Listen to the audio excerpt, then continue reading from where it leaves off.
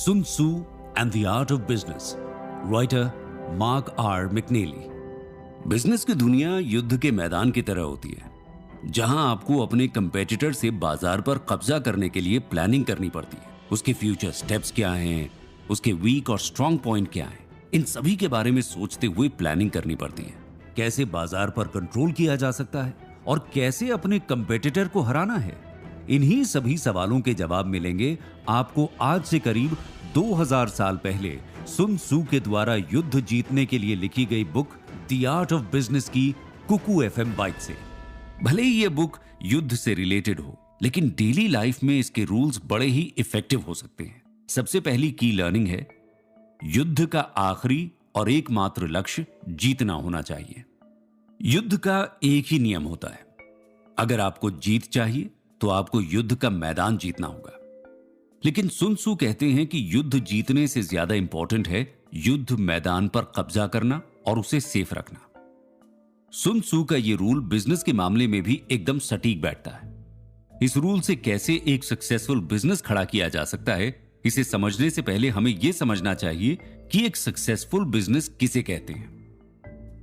Western culture की माने तो एक सक्सेसफुल बिजनेस उसे कहते हैं जिसमें इन्वेस्ट करने पर अच्छा खासा रिटर्न मिलता है। तो वहीं इंडियन कल्चर में यह माना जाता है कि अच्छा बिजनेस वही है जिसके पास वर्कर्स ज्यादा हो। अब देखा जाए तो दोनों ही कल्चर्स एक जैसी ही बात करती हैं। दोनों ही कल्चर्स के अकॉर्डिंग एक अच्छा बिजनेस उसे ही माना जा सकता है जिसकी मार्केट वैल्यूएशन काफी स्ट्रांग हो, क्योंकि मार्केट वैल्यूएशन के अच्छा होने पर ही बिजनेस लंबे समय तक अच्छा चल सकता है। बिजनेस भी एक तरह का युद्ध ही है, जहां आपको अपने कंपेटिटर को हराने के लिए मार्केट पर कब्जा करना होता है।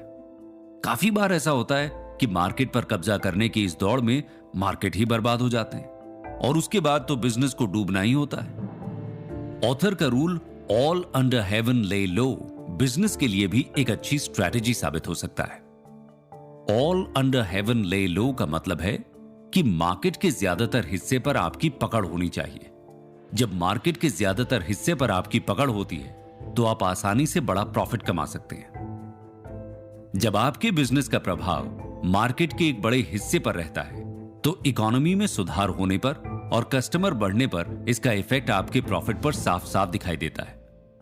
लेकिन कभी कभी ऐसा भी हो जाता है कि मार्केट पर कब्जा करने के चक्कर में बिजनेस ही बंद हो जाते हैं। इसे हम एक छोटे से एग्जाम्पल से समझते हैं।